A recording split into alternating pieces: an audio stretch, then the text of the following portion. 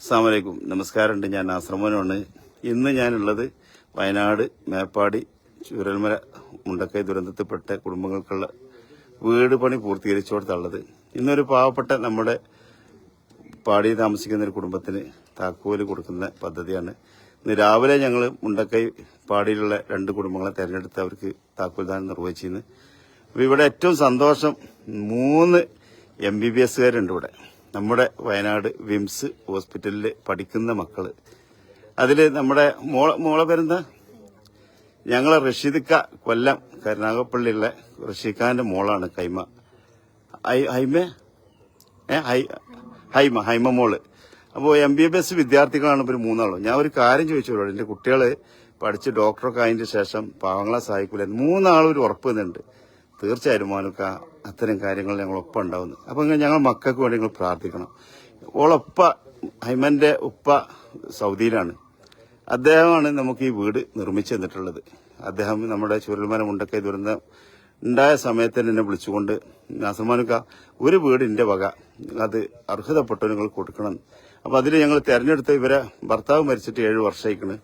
ഈ കുഞ്ഞു മക്കളാണ് ഈ കുടുംബത്തില് ഉള്ളത്. ഈ സഹോദരി ജോലിക്ക് പോയിട്ട് വേണം ജീവിതമാർഗം തേടല്. അപ്പോൾ ആ അർഹതപ്പെട്ട കുടുംബത്തിന് തന്നെയാണ് ഞങ്ങളിത് നൽകിയിട്ടുള്ളത്, ഞങ്ങൾ റഷീദിക്കാന്റെ വീട്. അപ്പൊ ഞങ്ങൾ ഹൈമമോളും ഞങ്ങൾ 3 മക്കളും കൂടിയിട്ട് ആ വീടിന്റെ താക്കോല് കൊടുക്കുകയാണ്. എന്നാ കൊടുക്കും മക്കളെ.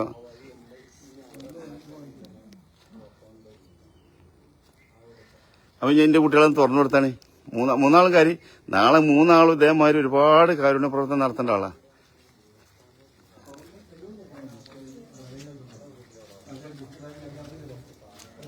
അപ്പൊ നമ്മളെ മുണ്ടക്കൈ ചൂരൽമല ദുരന്തം കഴിഞ്ഞിട്ട് ഇന്ന് ഏകദേശം 1 വർഷത്തോളായി.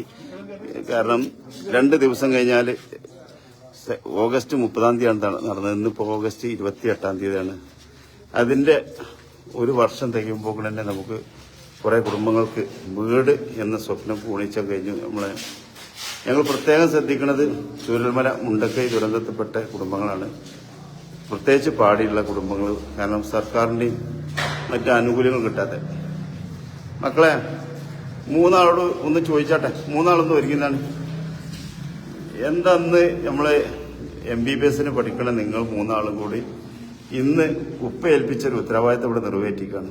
നമുക്ക് അർഹതപ്പെട്ട ഒരു കുടുംബത്തിന് താക്കോൽ കൊടുത്തേക്കാണ്. എന്താ 3 ആളും പറയുള്ളത് ഈ സന്തോഷത്തില്? ഓരോരുത്തരൊന്ന് പറയണേ. ഇങ്ങനെ MBBS പഠിക്കുന്ന കുട്ടികൾക്ക് കുറവ് പാടില്ല. നിങ്ങൾ ഞങ്ങളെപ്പോലുള്ള രോഗികൾ വരുമ്പോ ഞങ്ങൾക്ക് തണല് വിൽക്കേണ്ട ആൾക്കാരാ, ഞങ്ങൾക്ക് സാന്ത്വനം തരുന്ന ആൾക്കാരാ, നല്ല വാക്കുകൾ തരുന്ന ആൾക്കാരാ, അല്ലേ? അപ്പൊ എന്താ പറയണ എന്റെ മോൾക്ക്?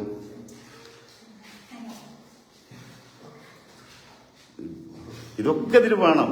പ്രസംഗിക്കണം, പഠിക്കണം, അതൊക്കെ നിർബന്ധം. നിന്റെ കുട്ടിക്കാ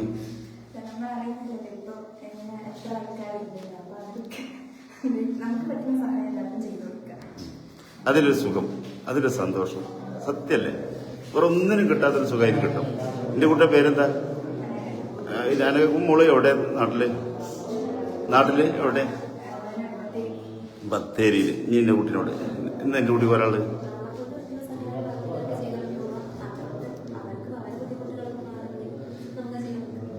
ഒരു ഡോക്ടർമാരായാല് ഇപ്പൊ പല ഡോക്ടർമാരും മനൊക്കെ പോയി കാണുന്നുണ്ട്.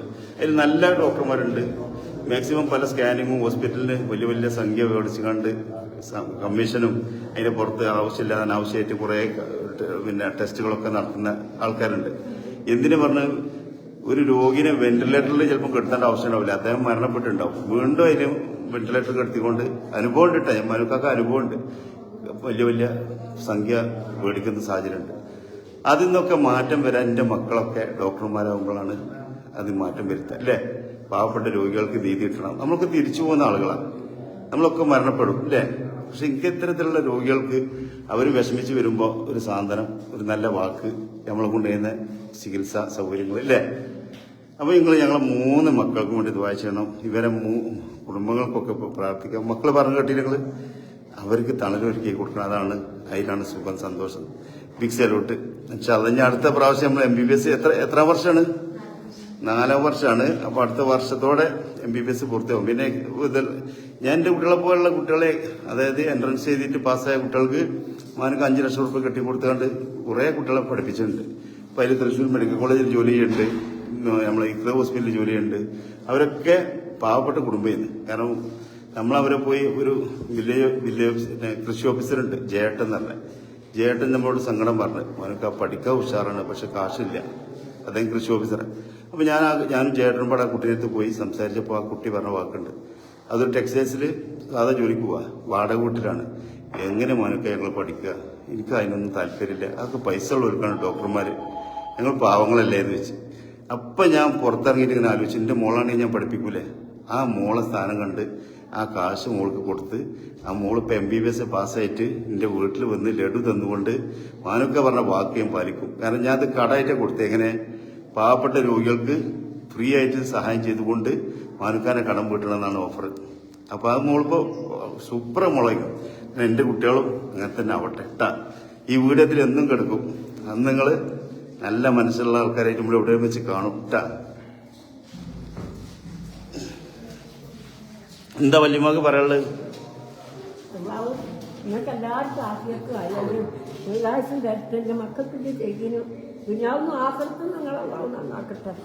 ഇതിന് സഹായിച്ചവർക്ക് ഇതിന്റെ കൂടെ കുറെ നല്ല മനുഷ്യരെ കൂടി സഹായിച്ചിട്ടുണ്ട്. അവർക്കൊക്കെ വേണ്ടി വല്യമ്മ സഹായം ചെയ്യാം കേട്ടാ. കാരണം സ്ഥലം എടുത്തത്, വീട് വെച്ചെന്നത്, ഇതിക്ക് നിങ്ങൾക്ക് പാത്രങ്ങളും സാധനങ്ങളും തന്നത്, കിണർ കളിച്ചെന്ന ആൾക്കാര്, ഇതിലേക്ക് അച്ചായന്മാര് കറണ്ട് തന്നത്, ആദ്യം വെള്ളം തന്ന എല്ലാ വിഭാഗം ആൾക്കാർക്കും പ്രാർത്ഥിക്കണം കേട്ടാ. നമ്മളെ എന്റെ മക്കൾക്ക് സന്തോഷമില്ലേ? എന്റെ കുട്ടി എത്ര ക്ലാസ്സിലാ? നഴ്സിംഗിലെവിടെ? ഇപ്പൊ എത്ര വർഷം? 2 വർഷമായി. പഠിച്ച് വളർന്ന് നഴ്സിങ്ങിനൊക്കെ ആകുമ്പോൾ പാവപ്പെട്ട ആൾക്കാരുണ്ടാവും, രോഗികൾ. എന്റെ കുട്ടി എത്രയില്ല? എവിടെ? എന്താ പേര്? മുഹമ്മദ് നസ്മൽ. അപ്പൊ എന്റെ കുട്ടി തന്നെ പഠിച്ച് വലിയ ആളായി ഇങ്ങനെ വീട് ഒരുക്കി കൊടുക്കണം പാവപ്പെട്ടവർക്ക്. കൊടുക്കൂലേ? അപ്പൊ നമുക്ക് കടം വീട് അങ്ങനെ കേട്ടാ. നമ്മള് തിരിച്ച് പാവപ്പെട്ടവർക്ക് നമ്മളും കൊടുക്കുമ്പോൾ ആ കടം വീടി പിന്നെ ഉപ്പാക്ക് വേണ്ടിയിട്ട് ആരോടെന്ത് ചെയ്യുമ്പോഴും മരിച്ചുപോയ ഉപ്പാക്ക് വേണ്ടിയിട്ട് പ്രാർത്ഥിക്കാൻ പറയാം. നല്ല മക്കളെ കിട്ടില്ല ഭാഗ്യം. അപ്പോൾ എൻ്റെ കുട്ടീൻ്റെ ഉപ്പാക്ക് കിട്ടിയത് നല്ല മക്കളെയാണ്. അപ്പോൾ ഉപ്പാക്ക് വേണ്ടിയിട്ടും എന്ത് ചെയ്യുക, ആൾക്കാരെ സഹായിക്കുമ്പോൾ നമുക്ക് വയസ്സായവരൊക്കെ സഹായിക്കണം. അതിൽ ജാതി മതം രാഷ്ട്രീയമൊന്നും നോക്കിയതിട്ടാ. പാവപ്പെട്ടവരാണ് പോലെ അർഹതപ്പെട്ടവരെ ആൾക്കാരെ മാത്രം ഇട്ടാ. എൻ്റെ മോൾ എത്രയില്ല? +1. അപ്പൊ ഇതന്നെ എനിക്ക് പറയാനുള്ളത്. എൻ്റെ കുട്ടി എല്ലാവരും സഹായിക്കൂലേ? പഠിക്കണം, നന്നായി പഠിച്ച് വലിയ ആളാവണം. എന്നിട്ട് നമുക്ക് കാണിച്ചു കൊടുക്കണം പാവപ്പെട്ടവരെ സഹായിക്കുന്നത്. എൻ്റെ കുട്ടികളെ കഷ്ടപ്പെട്ടപ്പോൾ എൻ്റെ കുട്ടികളെ സഹായിക്കാൻ ആൾക്കാർ വന്നില്ലേ? അപ്പൊ നമുക്ക് വേറെ സഹായിക്കണം ട്ടാ. അങ്ങനെ ട്ടാ. ഇൻഷാല്ലാ ആയിക്കോട്ടെ. അപ്പൊ ഏതായാലും ഇൻഷാല്ലാ ഞങ്ങളെ മക്കളെ ഇതാണ് ഞങ്ങൾ റഷീഖട്ടാ. ഇനി നോച്ചാൻ പാടില്ല, ഇനി കരയാൻ പാടില്ല ട്ടാ. ഇനി ആ കരച്ചിൽ ഒഴിവാക്കാനല്ലേ ഞങ്ങൾ റഷീദ്ക്ക ഉമ്മാക്ക് സ്വന്തമായിട്ട്, ഉമ്മാക്കും പേരമക്കും സ്വന്തമായിട്ട് വീടെന്ന് അത്രയും ഇതിന്ന്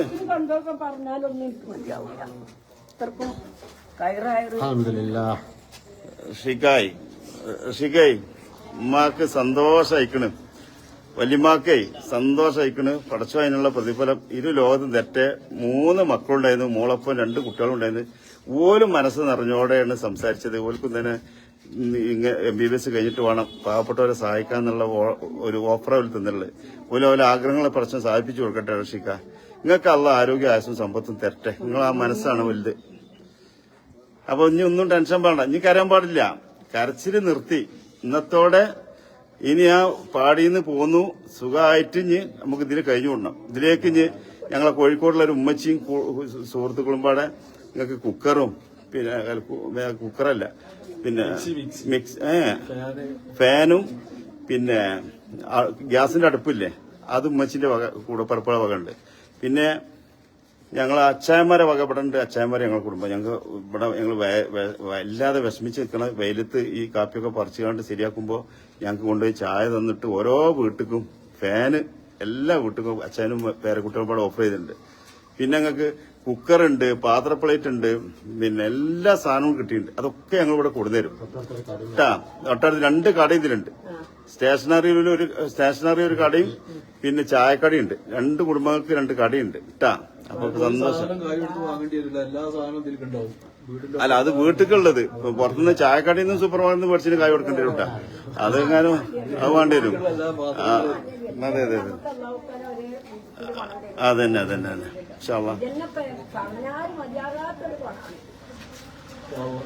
അപ്പൊ ഏതായാലും ഇനി ഇങ്ങനത്തെ ദുരന്തങ്ങളൊന്നും ഇല്ലായിരിക്കട്ടെ, അതിന് ദുആ ചെയ്യാം കേട്ടാ. അത് വേണ്ട. അപ്പൊ ഇൻഷാ അല്ലാഹ് നിങ്ങളെ ദുആയിൽ ഉൾപ്പെടുത്ത. അവിടെ മഴയാണ്, ഇനി റോഡ് ശരിയാക്കാണ്ട്. ഞങ്ങൾ ഒന്നുപാടെ പൈൻ്റടി ഉണ്ട്, അതും പാടെ കഴിച്ചിട്ട് എല്ലാവരും പാടെ ഒരുമിച്ച് ഒരു ദിവസം ഇതിലേക്ക് താമസിപ്പിക്കാനുള്ള പദ്ധതിയാണ് ഇൻഷാ അല്ലാഹ്. അപ്പോൾ അതുവരെ കുറച്ച് പണി ബാക്കിൽ താഴത്തുണ്ട്. അത് കഴിഞ്ഞാൽ റോഡിന്റെ മഴ ആയതുകൊണ്ട് നടത്താൻ പറ്റുന്നില്ല. മഴ ഇപ്പോൾ ഏകദേശം ഇന്നൊരു കുറച്ച് ആശ്വാസമുണ്ട്. അപ്പോൾ ആ മഴ കഴിഞ്ഞാൽ ഇൻഷാ അല്ലാഹ് അധികം വൈകാതെ ഒരു 10 ദിവസം മഴ ഇല്ലാതായിരുന്നാൽ മതി. എന്നാൽ റോഡിന്റെ പണി കഴിയും.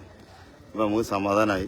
73 വീടാണ് ഞങ്ങളെ കെയർ ഓഫിൽ ഇപ്പോൾ ഇവിടെ വർക്ക് നടന്നിട്ടുള്ള. ഈ 41 വീടിന്റെ വർക്കാണ് ഏകദേശം പൂർത്തീകരിച്ചത്.